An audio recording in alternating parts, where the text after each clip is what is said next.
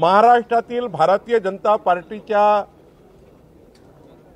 Booth पासून तर राज्यापर्यंतच्या सर्व आमचं कॅडर भाजपाचं, आमचे प्राथमिक सदस्यापासून तर आमदार खासदारापर्यंत माननीय देवेंद्र फडणवीसजींचं मी अभिनंदन करतो की काल त्यांनी नवाब मलिकजी यांच्याबद्दलचे एक पत्र अजित पवारजींना दिलं।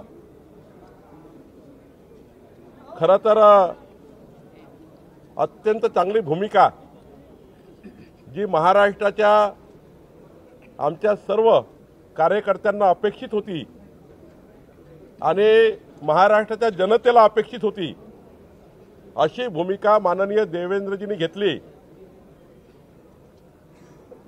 आणि त्यातनं त्यांनी हेही स्पष्ट केलं आहे की नवाब मलिक यांच्याबद्दल आम्हाला कुठलाही व्यक्तिगत आक्षेप नाही, पण ज्या पद्धतीचे देशद्रोहाला समर्थन करणे, देशद्रोहीसोबत संबंध असणे असे जे आरोप आहेत, त्या आरोपांना नवाब मलिकांना समोर जावं लागतं आहे। त्यांना काही काळ जेलमध्ये राहावं लागलं, पण आता जी जमानत झाली आहे ती काही कारणांनी झाली आहे, काही मुद्द्यावर झालेली आहे, हे सर्व स्पष्ट केलेलं आहे। मला वाटतं महायुती जी आहे ही काही मुद्द्यावर कुठल्याही पद्धतीचं समर्थन होऊ शकत नाही आणि त्यामुळं भारतीय जनता पार्टी महाराष्ट्र देवेंद्रजींच्या ज्या पत्र त्यांनी दिलं त्याचं समर्थन करत आहे आणि मी अभिनंदन करतो त्यांनी ते पत्र सार्वजनिक स्वरूपाने आपली भूमिका ही महाराष्ट्राच्या 14 कोटी जनतेसमोर मांडली आणि ज्या धैर्यानं मांडली आहे त्यांच्या कर्तृत्वाचा आणि नेतृत्वाला मी सलाम करतोय। नाना पटोले असे म्हणतात की भाजप नौटंकी करते, प्रफुल्ल पटेल यांच्यावरती सुद्धा आरोप आहेत किंवा इतर जे सगळे मंत्री झाले आहेत त्यातल्या अनेक जणांवरती आरोप आहेत, मग ते कसे चालतात? नवाब मलिक का नाही चालत असं? या महाराष्ट्रात असा कुठलाच नेता शिल्लक नाही जो आरोप नाहीये। काय ना काय आरोप लोक लावत राहतात, सरकारमध्ये गेल्यावर आरोप असतात, पण आरोप सिद्ध करणे, आरोप लावण्याचा फरक आहे। चार्जशीट दाखल होणे किंवा गुन्हे दाखल होणे याच्यात फरक असतो। नवाब मलिक यांच्याबद्दलचा प्रकरण बिलकुल वेगळा आहे।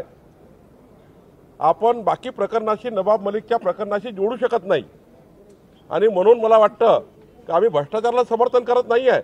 आरोप होत असतात, आरोप होत आहे, पण आरोपानंतर त्या ठिकाणी इन्क्वायरी होणे, इन्क्वायरीचा रिपोर्ट येणे, त्या रिपोर्टवर कोर्टाने दखल घेणे, त्यानंतर कारवाई होणे या वेगळ्या बाबी आहे।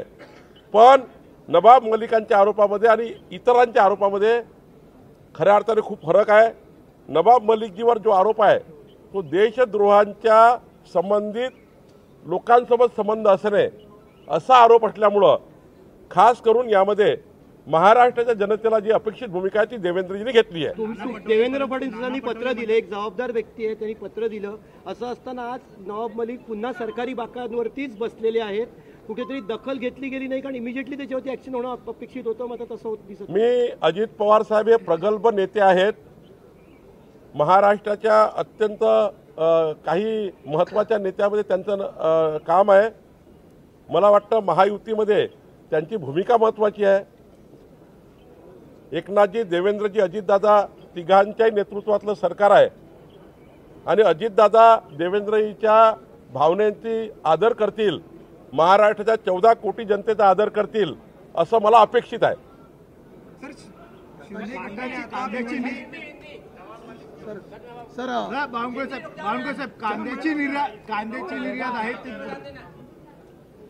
मैं माननीय देवेंद्र फडणवीस जी का बहुत बहुत अभिनंदन करता हूं।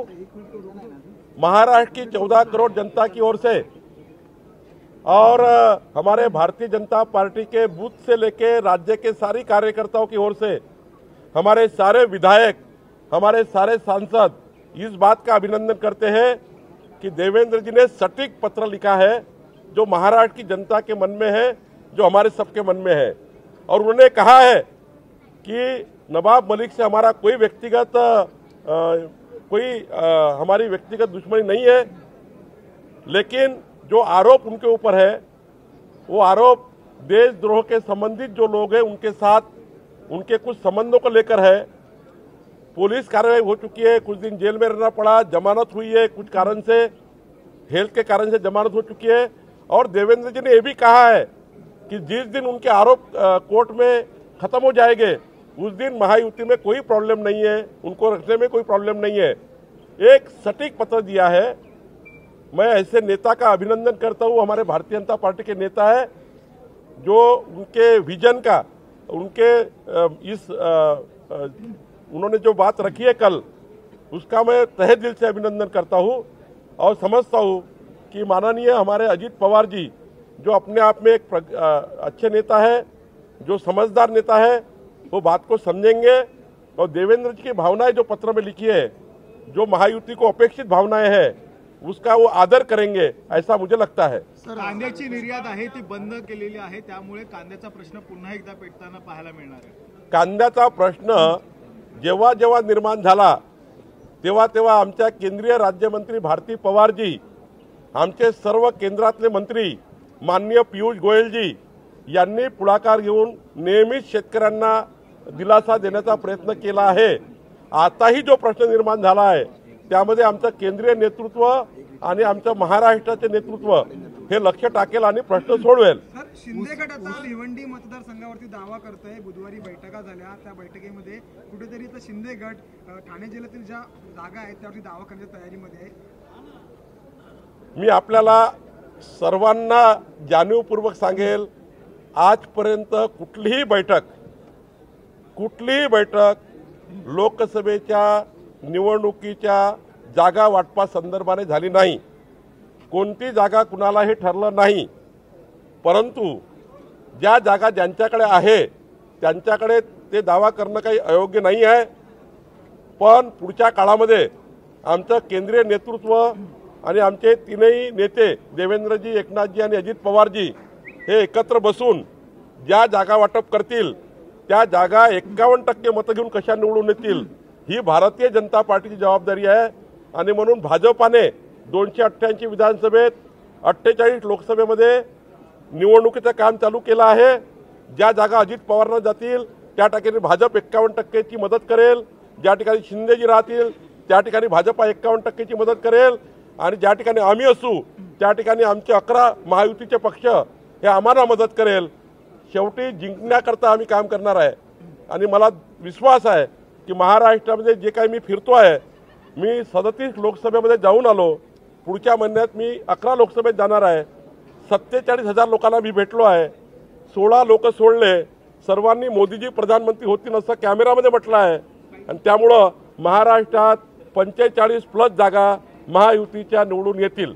सर, कुणबी दाखले हवे असतील तर 10 वर्ष मराठ्यांनी लंगोट नेसावेत असा वक्तव्य ते प्रकाश शेंडगे यांनी केलेलं आहे। याशिवाय हातात वस्त्र घेण्याची तयारी दाखवावी जर तुम्हाला ओबीसी दाखले हवे, अशा प्रकारच्या वक्तव्यांकडे कशा प्रकारे पाहतात? मी मराठा समाज असो की ओबीसी समाज असो, या महाराष्ट्राचे संस्कार संस्कृती सर्वांनीच पाळली पाहिजे। कोणीही एकामेकाच्या समाजाबद्दल आलोचना करू नये। आपला महाराष्ट्र गुन्हा गोविंदाने राहणारा महाराष्ट्र आहे। या महाराष्ट्रात 18 पगड जाती, 12 बुद्धदार, मराठा समाज, ओबीसी समाज, मागासवर्गीय समाज, बौद्ध समाज, हिंदू, मुस्लिम, सिख, ईसाई सर्व एकत्र राहतात। रात्री बेरात्री अपरात्री आपल्या परिवारासारखे एकामेका समाजाला मदत करतात। पण एका विषयावर या महाराष्ट्राचं वातावरण खराब होऊ नये, कोणीही असं करू नये ज्यातनं सामाजिक सलोखा बिघडेल, असं कोणीही करू नये। आपले संस्कार आणि संस्कृती सर्वांनी पाळावी। कोणीही या महाराष्ट्राला या ठिकाणी डाग लावू नये असं मला वाटतं। आंतरवाली सराटीमध्ये जो लाठीचार्ज झाला त्या प्रकरणावर मेरे 45+ का है, 45+ म्हटलं आहे, प्लस म्हणजे 48 ही होऊ शकतात।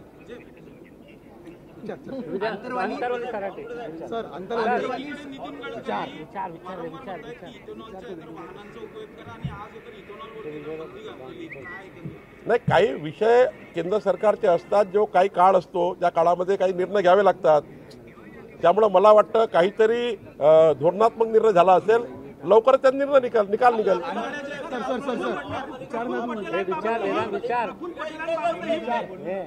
आंतरवाली सराटी लाठीचार्ज प्रकरण झालं.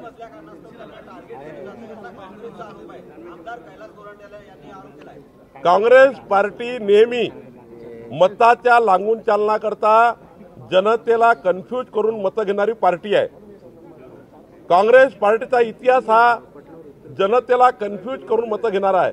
मुस्लिम समाजाला सांगतील बीजेपी वाले आपके खिलाफ है, ये आपको हिंदुस्तान से भगा देंगे. मागासवर्गीला सांगतील बाबासाहेब का संविधान बदल डालेंगे. हे बघा, माननीय प्रधानमंत्री मोदीजी आल्यानंतर एक तरी घटना घडली, एक तरी संविधानाबद्दल काही झालं? आम्ही स्पष्ट केलं आहे, नवाब मलिक कुठल्या समाजाचे आहे, कुठल्या धर्माचे आहे याला अर्थ नाही आहे. आम्ही हिंदू, मुस्लिम, सिख, ईसाई सभी भाई भाई या भूमिकेतले आहोत आणि हे मतं घेण्याचं राजकारण आहे. नवाब मलिकांना मुस्लिम लावणे, नवाब मलिक मुस्लिम म्हणून त्या ठिकाणी कोणी आक्षेप त्यांच्यावर घेतला नाही आहे. त्यांच्यावर दाखल झालेले गुन्हे, त्यांच्यावर झालेला आरोप, आणि हे म्हटलं आहे ना, देवेंद्रजींनी म्हटलं की ज्या दिवशी कोर्ट त्यांचे आरोप फेटाळेल त्या दिवशी ते महायुतीचे घटक असतील, मग तेव्हा ते मुस्लिमच असणार आहे, तेव्हा ते मुस्लिमच असणार आहे. आणि त्यामुळे कोर्टाच्या भूमिकेवर आपण लक्ष दिलं पाहिजे. देवेंद्रजीच्या पत्रामध्ये क्लिअर आहे की नवाब मलिकजी आमचे काही दुश्मन नाही आहे, आमचे व्यक्तिगत संबंधही आहे. बट त्यांनी सांगितलं की आरोप जर कोर्टाने बाजूला मागं घेतले तर ते आमच्या महायुतीचा भाग असणार आहे, मग तेव्हा ते कुठले मुस्लिम नसणार आहे का? आणि त्यामुळे काँग्रेस पार्टी ही जनतेला कन्फ्यूज करणारी पार्टी आहे, त्याच्यावर लक्ष देऊ नका. आंतरवाली सराटीमध्ये जो लाठीचार्ज झाला त्या प्रकरणावर उत्तर देवेंद्र फडणवीसांनी आज पटलावर आणलं. त्यांचं असं म्हणणं आहे की पोलीस जास्त जखमी झाले आंदोलकांपेक्षा, सोबतच जे गुन्हे मागे घ्या असं जरांगे पाटील म्हणतात, त्यावर ते म्हणतात की तपास करून हे गुन्हे मागे घेतले जातील. यावर तुमचं म्हणणं काय? राज्याच्या गृहमंत्र्यांनी, गृह खात्यांनी ज्या पद्धतीने काही तपास केला असेल, जर राज्याच्या गृहमंत्र्यांनी सार्वभौम सभागृहात एखादी माहिती दिली असेल, त्याच्या वेगळी माहिती मी कशी देऊ शकतो?